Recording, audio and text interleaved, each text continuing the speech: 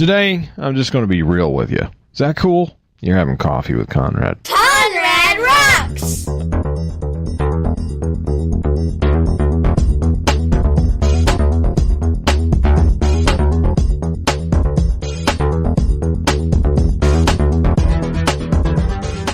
Welcome to another edition of Coffee with Conrad. This is Conrad from ConradRocks.net. Rocks of revelation being poured out to you. My passion is for you to have a spiritual relationship with the biblical Jesus. I'm podcasting today pretty much in the middle of Hurricane Harvey. I'm not really sure if the worst is over. My family, the family I have left, they're okay. The water didn't even get inside their home.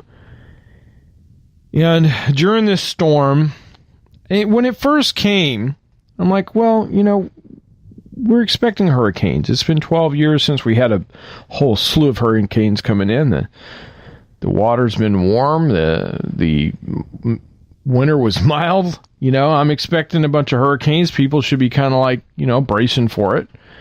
And Houston's had some before, you know, and in 2005, I went through several, you know, and Wilma almost got me. It was a Category 3, but I was half a mile or a mile from the ocean, right? And, you know, my family that's left there they're like an hour and a half inside.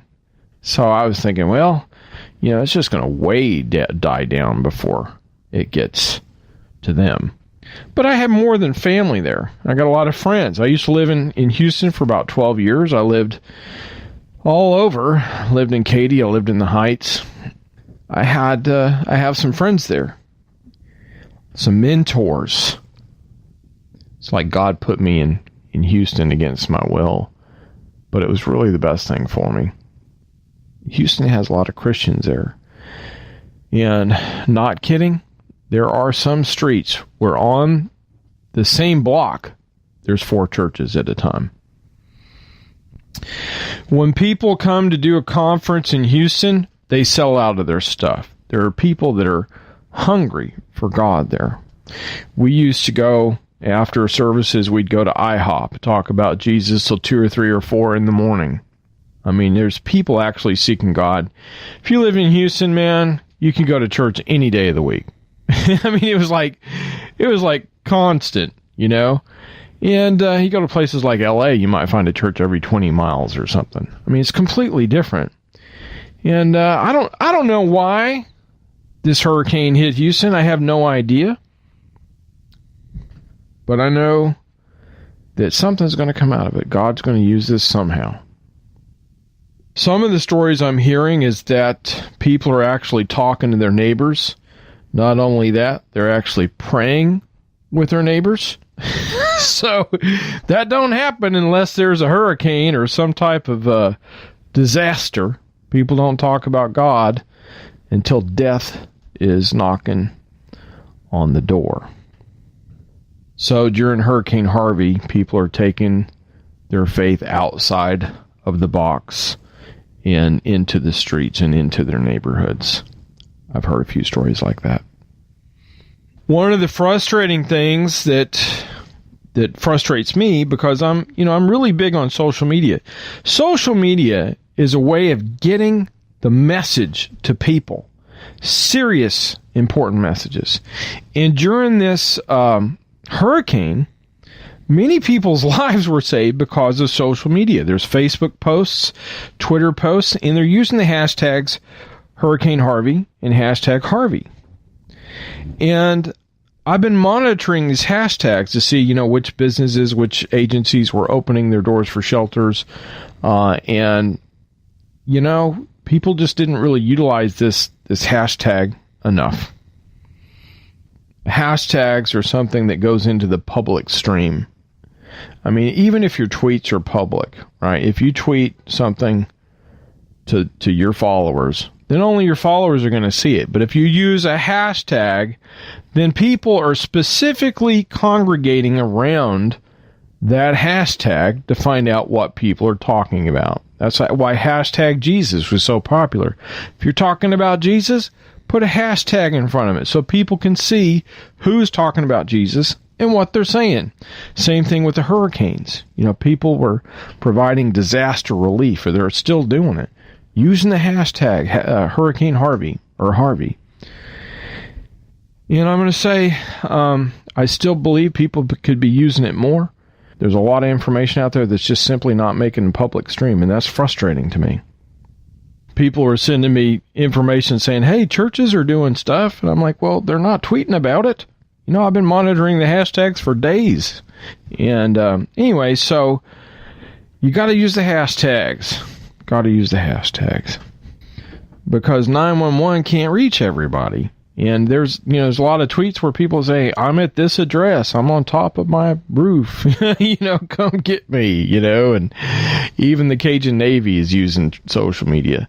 The Red Cross, Homeland Security, all using social media to reach people. Why not the churches? So, well, that's my frustration there. Another thing about social media is, I've been in Houston for 12 years, so I'm monitoring, my heart's there. So, a piece of me is in Houston. And then I'm monitoring my stream, which I mainly have Christians. I mainly have Christians in my stream on Twitter and Facebook and Google Plus. But it's funny, though, how if it's out of sight, it's out of mind. Hurricane Harvey is this huge, devastating event that's taking place. And people are, they'll be on some other part of the United States talking about something that's not even relevant. I'm like, oh, wow. It's amazing. This huge, devastating thing can be happening to part of the body of Christ, and the other part of the body of Christ doesn't even know about it. You know what I'm saying? So I'm like, dude. We even kind of canceled our Bible study because we have Bible study on Monday nights. And I'm thinking, how can I really study the Bible? I need to help people. I mean, I love doing the Bible studies, but right now I needed to share information for how people can get help. And that's why we did a Facebook Live video about, using the hashtags and places where people could actually get help. Like the Red Cross, Homeland Security, George R. Brown, listed some other places. And I also spent quite a bit of time just tweeting and doing some Facebook posts on how people can get some shelter and can get some help right now. I thought that was more important.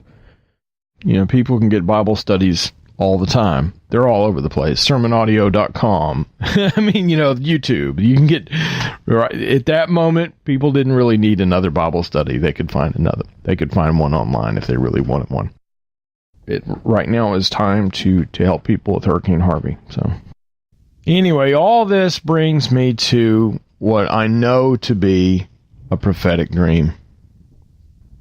So I'm going to share with you this dream. I was in a kitchen. And it wasn't my kitchen. It was a kitchen. I was walking over to get this bag of what looked like oranges. Oranges that look like the cutie bags and the little fishnet looking things. And as I was looking at the oranges, I realized that they weren't oranges, but they were goldfish.